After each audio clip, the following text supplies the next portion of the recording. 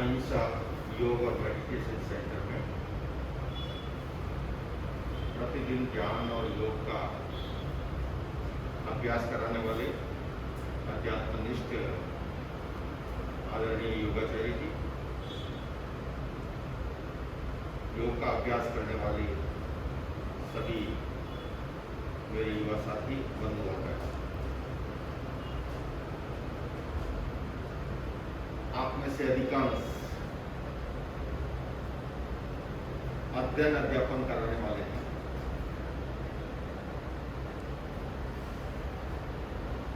और ज्ञान और योग आध्यात्मिक विकास के साथ साथ हमारे जीवन में सफलता के आयाम खोलने में भी सहायक सिद्ध होता है। मैं आज आपके सामने जो चर्चा करूंगा वो कहीं न कहीं आप जिस कार्य में संलग्न है उसमें सहायक बने। ध्यान की अनेक विधाएं हैं, उसके अंदर एक प्रक्रिया है जिसे हम कहते हैं डीप ब्रीथिंग, दीर्घ श्वास।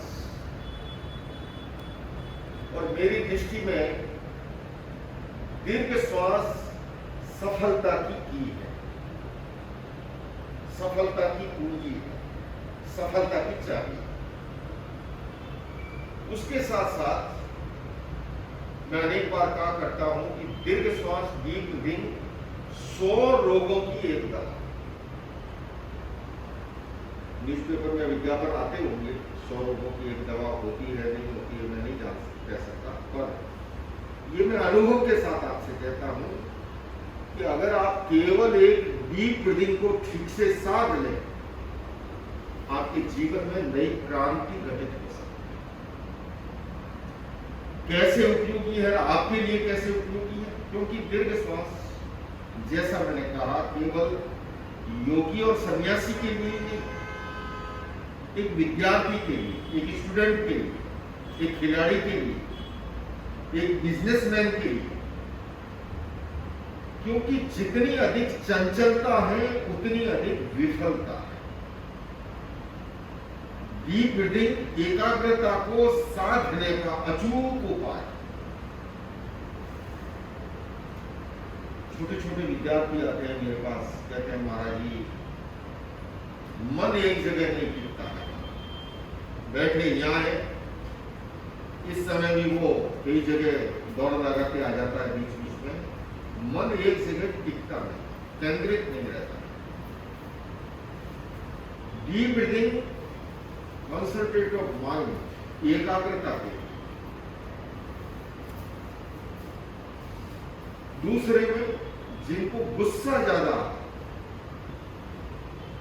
अचूक उपाय है एंगर मैनेजमेंट, क्रोध पर नियंत्रण, गुस्से पर नियंत्रण। और ये जो मैं चर्चा आपसे कर रहा हूं एक सन्यासी होने के नाते नहीं, साइंटिफिक बेस, मेडिकल साइंस के अनुसार एक स्वस्थ व्यक्ति 1 मिनट में 16-17 श्वास लेता है। किंतु जिस समय हम आवेश और आवेग की स्थिति में होते हैं, जितना आवेश और आवेग का टेम्परेचर अधिक होता होगा उतनी हमारी श्वास की संख्या बढ़ जाती है।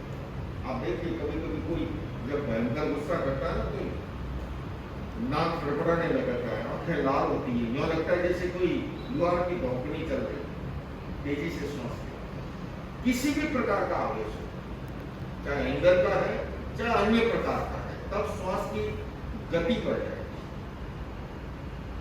मान लीजिए आपने दीर्घ श्वास को साध लिया, दरवाजे तक आए हुए गुस्से को भी वापस लौटना पड़ेगा अगर आपका दीर्घ श्वास है। अगर छोटा श्वास नहीं है, गुस्सा आपके भीतर प्रवेश नहीं कर सकता। गुस्सा आपके भीतर तभी ही प्रवेश कर पाएगा जब आपका श्वास छोटा। तीसरे में शारीरिक, मेंटली, इमोशनली, फिजिकली तनाव से मुक्ति। पढ़ते पढ़ते बहुत लंबे टाइम तक लगातार करने से तनाव भी उत्पन्न होता है। रिलैक्सेशन के लिए तो मैं जो आपसे कह रहा था कि अनेक रोगों की एकाग्रता केवल सन्यासी के लिए, ज्ञान और योगी के लिए ही नहीं, एक स्टूडेंट के लिए।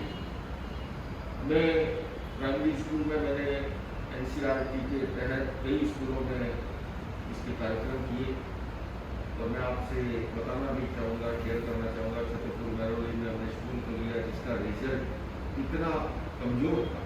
और मैं स्कूलों को दावे के साथ कहता हूँ कि अगर किसी भी स्कूल का अपना रिजल्ट ऊंचा उठाना हो, और उसकी ये साइंटिफिक प्रक्रिया है, और इसके लिए कोई बहुत समय लगाने की जरूरत नहीं। छोटे छोटे बच्चों को हम केवल एक महीने प्रयोग करा के उनको वो टेक्निक पकड़ा दें। ताला झड़ने और खोलने की चाबी दो नहीं होती है, केवल किधर आप घुमा रहे हो उस पर डिपेंड करेगा।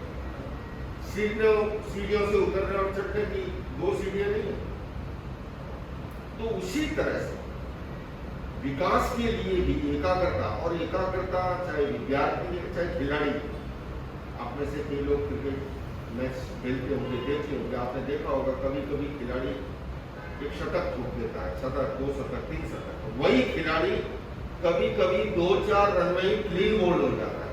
क्यों? जो ही बैट और बॉल के बीच का तादाद में टूटा और वहीं पर आउट। तो एकाग्रता अपने आप में सफलता की चाबी। और आपके लिए चूंकि आप आईएएस के एग्जाम दे रहे हैं और उच्च शिक्षा में अलग अलग प्रक्रियाओं में, तो बचपन में हम लोग जब खेलते थे कागज को लेके ऊपर कांच रखते थे और सूरज की किरणों से, और थोड़ी देर में देखते वो कागज जलने लग जाता। आप में से भी कोई लोग, अब ऐसे तो नहीं जलता। सूर्य की रश्मियां को जो ही केंद्रित किया, उसी तरह से होता क्या है कि हमारी अधिकांश ऊर्जा जो है आंखें चूंकि बाहर देखती, और अभ्यास नहीं होने से वो निरंतर विचारों की रील चलती रहती। और निद्रा का भी एक बड़ा कारण है। जो लोग कहते हैं नींद नहीं आती है, दंडक की गादी पर है, करवटें बदल रहे, नींद नसीब नहीं। जब तक विचारों की रील चलती रहेगी आप निद्रा में प्रवेश नहीं कर पाओगे। दीर्घ श्वास जो है, ये डीप ब्रीथिंग का प्रयोग अनिद्रा की बीमारी को मिटाने में भी कारगर है।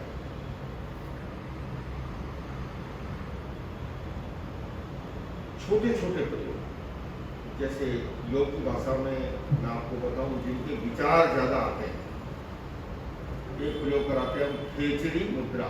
खेचरी मुद्रा उस मुद्रा का नाम है, मुंह में हमारे जीभ की ये स्थिति, इसको उठा के तालू की और लगाए, इसको कहते हैं खेचरी मुद्रा। आप कभी करके देखना, यूं लगेगा विचारों का प्लग जैसे किसी ने बंद कर दिया, उसी क्षण उसका प्रभाव। और इसको लंबे टाइम तो नहीं कर सकते ना, मुझे कुछ मिनट नहीं कर सकते। दूसरा है आकाश दर्शन। हम यहाँ बैठे हैं तो छत दर्शन कह सकते हैं।